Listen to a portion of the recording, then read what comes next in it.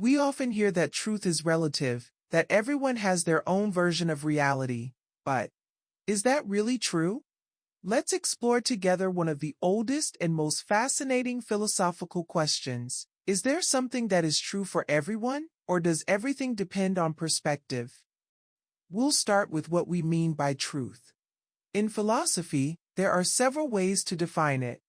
One is the correspondence theory, which says that something is true when it matches reality. If I say, the sun rises in the east, and this actually happens, the statement is true because it corresponds with what exists. Another view is the coherence theory, which says truth is about internal consistency. A belief is true if it fits logically within a system of beliefs. And finally, the pragmatic theory, which connects truth to usefulness. An idea is true if it works in practice, if it helps us explain or predict things successfully. But not everyone sees truth the same way. Here enters relativism, the idea that truth depends on culture, context, or even individual perception.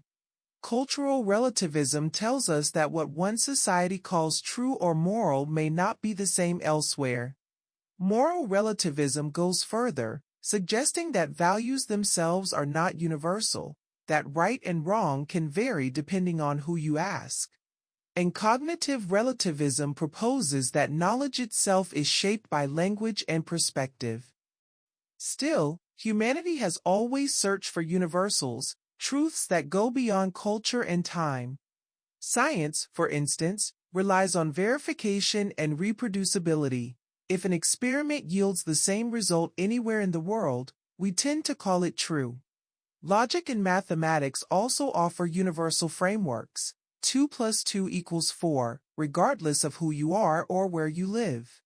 And in ethics, human rights are often defended as universal principles that transcend cultural boundaries.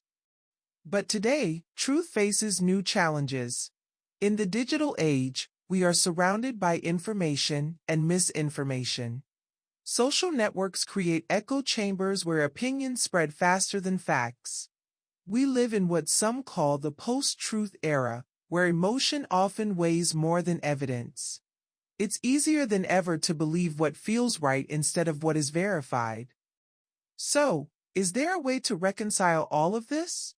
Perhaps the key is not choosing between absolutism and relativism, but learning to balance perspective and reality. We can respect cultural diversity while still seeking evidence-based truths. Dialogue and critical thinking become essential tools to navigate this complex landscape. Because in the end, truth is not just something we have, it's something we seek together.